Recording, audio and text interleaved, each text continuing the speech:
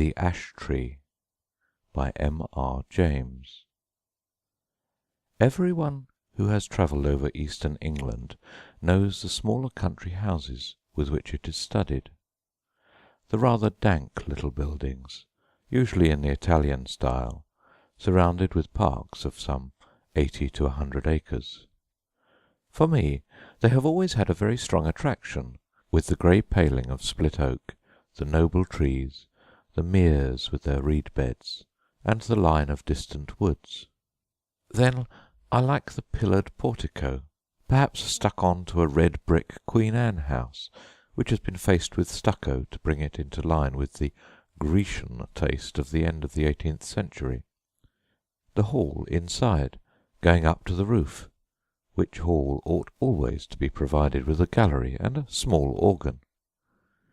I like the library, too, where you may find anything from a Psalter of the 13th century to a Shakespeare quarto. I like the pictures, of course, and, perhaps most of all, I like fancying what life in such a house was when it was first built, and in the piping times of landlord's prosperity, and not least now, when, if money is not so plentiful, taste is more varied, and life quite as interesting. I wish to have one of these houses, and enough money to keep it together, and entertain my friends in it modestly. But this is a digression. I have to tell you of a curious series of events which happened in such a house as I have tried to describe. It is Castringham Hall, in Suffolk. I think a good deal has been done to the building since the period of my story, but the essential features I have sketched are still there. Italian portico, square block of white house, older inside than out, park with fringe of woods, and mere. The one feature that marked out the house from a score of others is gone. As you looked at it from the park, you saw on the right a great old ash tree, growing within half a dozen yards of the wall, and almost or quite touching the building with its branches. I suppose it had stood there ever since Castringham ceased to be a fortified place, and since the moat was filled in and the Elizabethan dwelling-house built. At any rate, it had well nigh attained its full dimensions in the year 1690. In that year the district in which the hall is situated was the scene of a number of witch trials. It will be long, I think, before we arrive at a just estimate of the amount of solid reason, if there was any, which lay at the root of the universal fear of witches in old times. Whether the persons accused of this offence really did imagine that they were possessed of unusual power of any kind, or whether they had the will at least, if not the power, of doing mischief to their neighbours, or whether all the confessions, of which there are so many, were extorted by the cruelty of the witch-finders, these are questions which are not, I fancy, yet solved. And the present narrative gives me pause. I cannot altogether sweep it away as mere invention. The reader must judge for himself. Castringham contributed a victim to the auto-da-fe. Mrs. Mothersole was her name, and she differed from the ordinary run of village witches only in being rather better off, and in a more influential position. Efforts were made to save her by several reputable farmers of the parish. They did their best to testify to her character, and showed considerable anxiety as to the verdict of the jury. But what seems to have been fatal to the woman was the evidence of the then proprietor of Castringham Hall, Sir Matthew Fell. He deposed to having watched her on 3 different occasions from his window at the full of the moon, gathering sprigs from the ash tree near my house. She had climbed into the branches, clad only in her shift, and was cutting off small twigs with a peculiarly curved knife, and as she did so she seemed to be talking to herself. On each occasion Sir Matthew had done his best to capture the woman, but she had always taken alarm at some accidental noise he had made, and all he could see when he got down to the garden was a hare running across the path in the direction of the village. On the third night he had been at pains to follow at his best speed, and had gone straight to Mrs. Mothersole's house, but he had had to wait a quarter of an hour battering at her door, and then she had come out very cross and apparently very sleepy, as if just out of bed, and he had no good explanation to offer of his visit. Mainly on this evidence, though there was much more of a less striking and unusual kind from other parishioners, Mrs. Mothersole was found guilty and condemned to die. She was hanged a week after the trial, with 5 or 6 more unhappy creatures, at Bury St. Edmunds. Sir Matthew Fell, then deputy sheriff, was present at the execution. It was a damp, drizzly March morning when the cart made its way up the rough grass hill outside Northgate, where the gallows stood.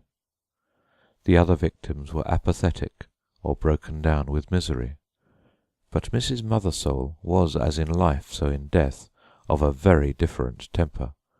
Her poisonous rage, as a reporter of the time put it, did so work upon the bystanders, yea, even upon the hangman, that it was constantly affirmed of all that saw her that she presented the living aspect of a mad devil, yet she offered no resistance to the officers of the law.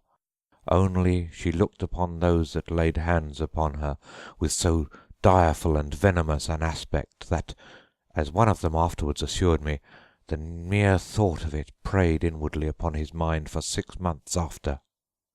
However, all that she is reported to have said were the seemingly meaningless words, "There will be guests at the hall," which she repeated more than once in an undertone. Sir Matthew Fell was not unimpressed by the bearing of the woman. He had some talk upon the matter with the vicar of his parish, with whom he travelled home after the assize business was over. His evidence at the trial had not been very willingly given. He was not specially infected with the witch-finding mania, but he declared then and afterwards that he could not give any other account of the matter than that he had given, and that he could not possibly have been mistaken as to what he saw. The whole transaction had been repugnant to him, for he was a man who liked to be on pleasant terms with those about him, but he saw a duty to be done in this business, and he had done it. That seems to have been the gist of his sentiments, and the vicar applauded it, as any reasonable man must have done. A few weeks after, when the moon of May was at the full, vicar and squire met again in the park, and walked to the hall together. Lady Fell was with her mother, who was dangerously ill, and Sir Matthew was alone at home. So the vicar, Mr. Crome, was easily persuaded to take a late supper at the hall. Sir Matthew was not very good company this evening. The talk ran chiefly on family and parish matters, and, as luck would have it, Sir Matthew made a memorandum in writing of certain wishes or intentions of his regarding his estates, which afterwards proved exceedingly useful. When Mr. Crome thought of starting for home, about 9:30 o'clock, Sir Matthew and he took a preliminary turn on the gravelled walk at the back of the house. The only incident that struck Mr. Crome was this. They were in sight of the ash-tree which I described as growing near the windows of the building, when Sir Matthew stopped and said, "What is that runs up and down the stem of the ash? It is never a squirrel. They will all be in their nests by now." The vicar looked and saw the moving creature, but he could make nothing of its colour in the moonlight. The sharp outline, however, seen for an instant, was imprinted on his brain, and he could have sworn, he said, though it sounded foolish, that, squirrel or not, it had more than 4 legs. Still, not much was to be made of the momentary vision, and the 2 men parted. They may have met since then, but it was not for a score of years. Next day Sir Matthew Fell was not downstairs at 6 in the morning, as was his custom, nor at 7, nor yet at 8. Hereupon the servants went and knocked at his chamber door. I need not prolong the description of their anxious listenings and renewed batterings on the panels. The door was opened at last from the outside, and they found their master dead and black. So much you have guessed. That there were any marks of violence did not at the moment appear, but the window was open. One of the men went to fetch the parson, and then by his directions rode on to give notice to the coroner. Mr. Crome himself went as quick as he might to the hall, and was shown to the room where the dead man lay.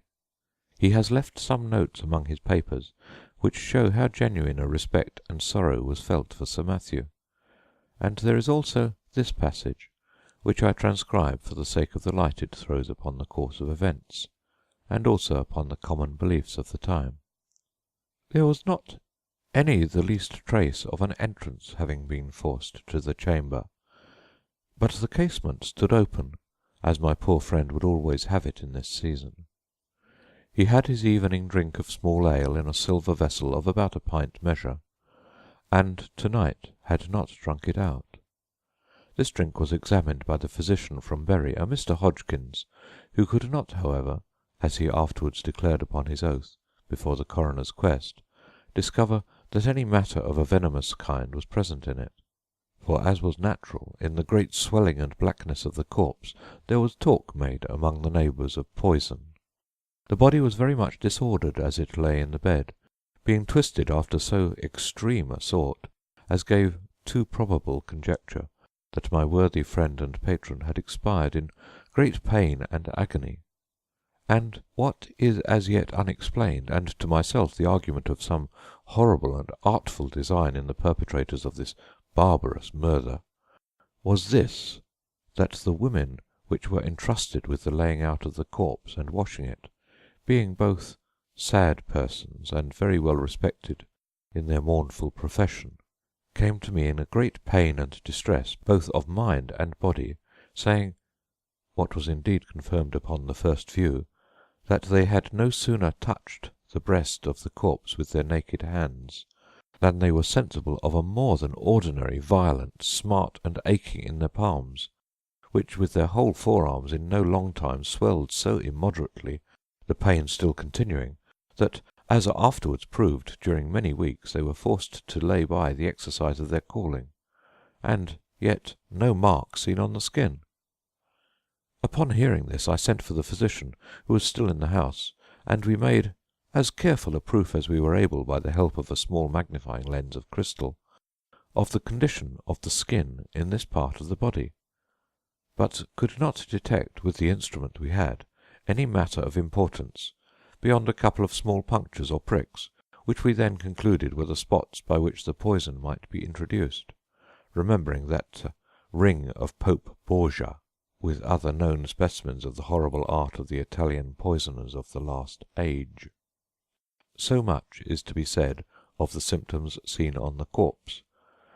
As to what I am to add, it is merely my own experiment, and to be left to posterity to judge whether there be anything of value therein. There was on the table by the bedside a Bible of the small size, in which my friend, punctual as in the matters of less moment, so in this more weighty one, used nightly, and upon his first rising, to read a set portion, and I, taking it up, not without a tear duly paid to him which from the study of this poorer adumbration was now passed to the contemplation of its great original, it came into my thoughts, as at such moments of helplessness we are prone to catch at any the least glimmer that makes promise of light, to make trial of that old, and by many accounted superstitious, practice of drawing the sortes, of which a principal instance, in the case of his late sacred Majesty the Blessed Martyr King Charles, and my Lord Falkland, was now much talked of. I must needs admit that by my trial not much assistance was afforded me. Yet, as the cause and origin of these dreadful events may hereafter be searched out, I set down the results. In the case it may be found that they pointed the true quarter of the mischief to a quicker intelligence than my own.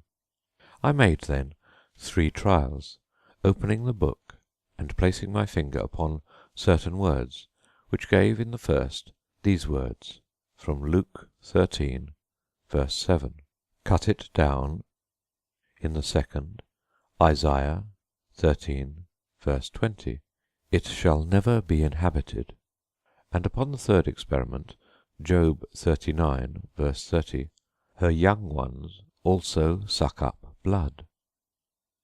This is all that need be quoted from Mr. Crome's papers. Sir Matthew Fell was duly coffined and laid into the earth, and his funeral sermon, preached by Mr. Crome on the following Sunday, has been printed under the title of The Unsearchable Way, or England's Danger and the Malicious Dealings of Antichrist, it being the vicar's view, as well as that most commonly held in the neighbourhood, that the squire was a victim of a recrudescence of the popish plot. His son, Sir Matthew II, succeeded to the title and estates, and so ends the first act of the Castringham tragedy. It is to be mentioned, though the fact is not surprising, that the new baronet did not occupy the room in which his father had died, nor indeed was it slept in by any one but an occasional visitor during the whole of his occupation. He died in 1735, and I do not find that anything particular marked his reign, save a curiously constant mortality among his cattle and livestock in general, which showed a tendency to increase slightly as time went on. Those who are interested in the details will find a statistical account in a letter to the Gentleman's Magazine of 1772, which draws the facts from the baronet's own papers. He put an end to it at last by a very simple expedient, that of shutting up all his beasts in sheds at night, and keeping no sheep in his park, for he had noticed that nothing was ever attacked that spent the night indoors. After that the disorder confined itself to wild birds and beasts of chase, but as we have no good account of the symptoms, and as all-night watching was quite unproductive of any clue, I do not dwell on what the Suffolk farmers called the Castringham sickness. The second Sir Matthew died in 1735, as I said, and was duly succeeded by his son Sir Richard. It was in his time that the great family pew was built out on the north side of the parish church. So large were the squire's ideas that several of the graves on that unhallowed side of the building had to be disturbed to satisfy his requirements. Among them was that of Mrs. Mothersole, the position of which was accurately known, thanks to a note on a plan of the church and yard, both made by Mr. Crome. A certain amount of interest was excited in the village when it was known that the famous witch, who was still remembered by a few, was to be exhumed, and the feeling of surprise and, indeed, disquiet was very strong when it was found that, though her coffin was fairly sound and unbroken, there was no trace whatever inside it of body, bones, or dust.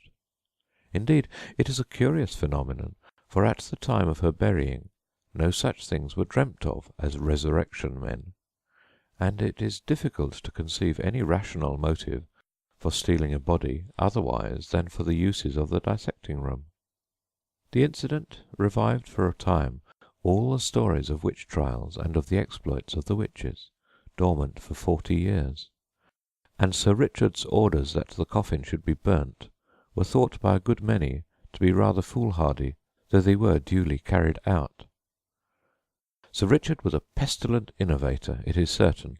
Before his time the hall had been a fine block of the mellowest red brick, but Sir Richard had travelled in Italy, and became infected with the Italian taste, and having more money than his predecessors, he determined to leave an Italian palace where he had found an English house. So stucco and ashlar masked the brick. Some indifferent Roman marbles were planted about in the entrance hall and gardens. A reproduction of the Sibyl's temple at Tivoli was erected on the opposite bank of the mere, and Castringham took on an entirely new and, I must say, a less engaging aspect. But it was much admired, and served as a model to a good many of the neighbouring gentry in after years. One morning, it was in 1754, Sir Richard woke after a night of discomfort. It had been windy, and his chimney had smoked persistently, and yet it was so cold that he must keep up a fire. Also, something had so rattled about the window that no man could get a moment's peace. Further, there was the prospect of several guests of position arriving in the course of the day, who would expect sport of some kind, and the inroads of the distemper, which continued among his game, had been lately so serious that he was afraid for his reputation as a game preserver. But what really touched him most nearly was the other matter of his sleepless night. He could certainly not sleep in that room again. That was the chief subject of his meditations at breakfast, and after it he began a systematic examination of the rooms to see which would suit his notions best. It was long before he found one. This had a window with an eastern aspect, and that with a northern. This door the servants would always be passing, and he did not like the bedstead in that. No, he must have a room with a western lookout, so that the sun could not wake him early, and it must be out of the way of the business of the house.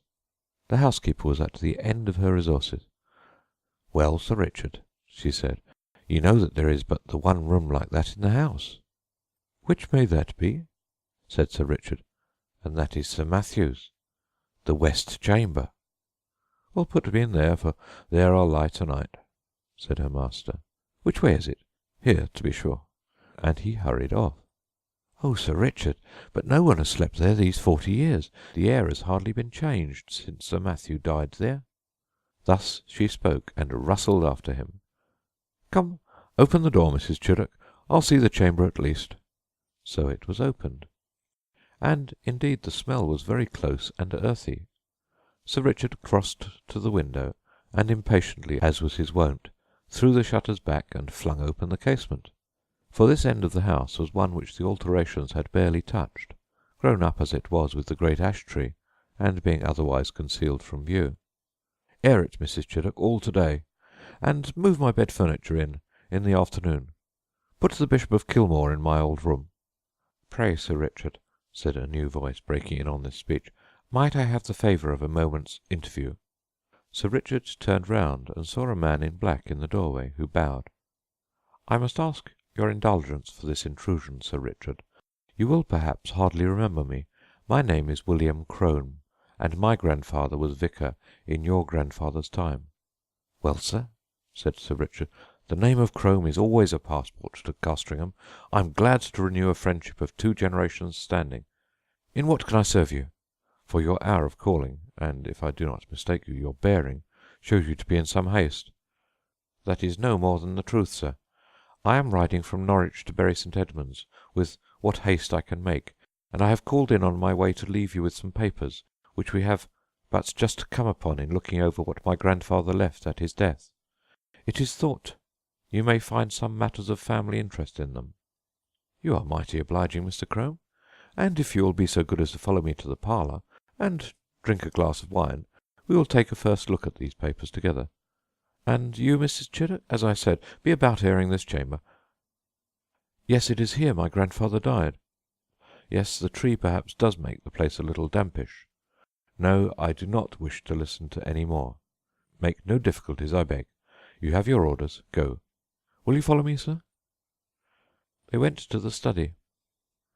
The packet which young Mr. Crome had brought — he was then just become a fellow of Clare Hall in Cambridge, I may say, and subsequently brought out a respectable edition of Polyenus — contained, among other things, the notes which the old vicar had made upon the occasion of Sir Matthew Fell's death.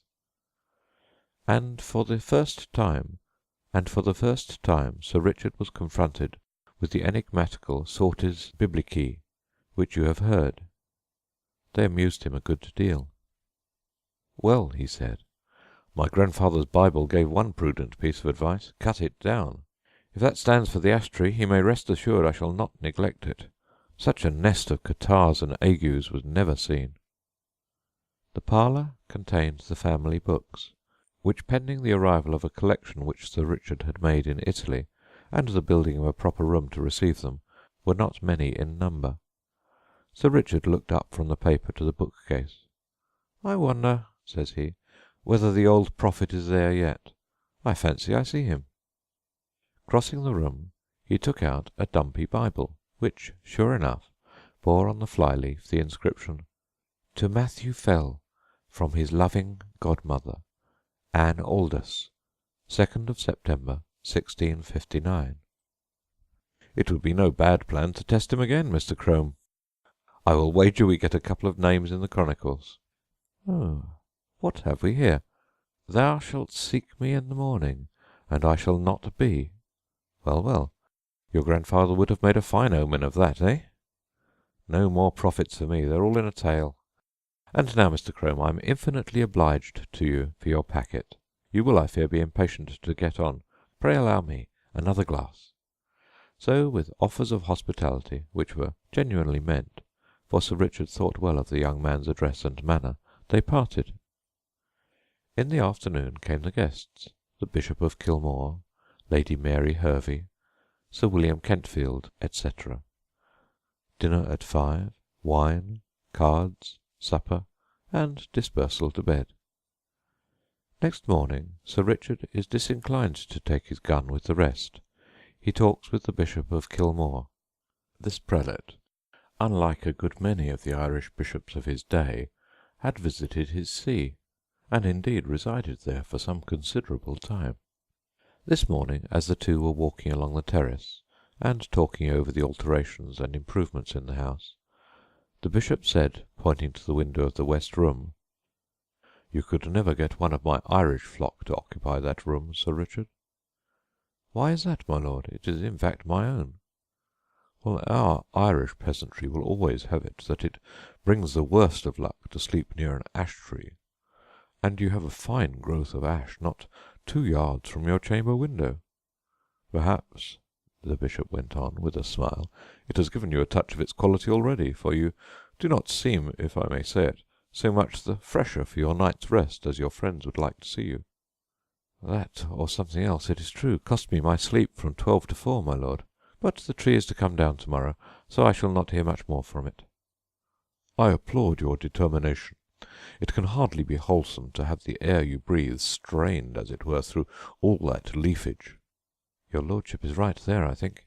But I had not my window open last night. It was rather the noise that went on, no doubt from the twigs sweeping the glass, that kept me open-eyed."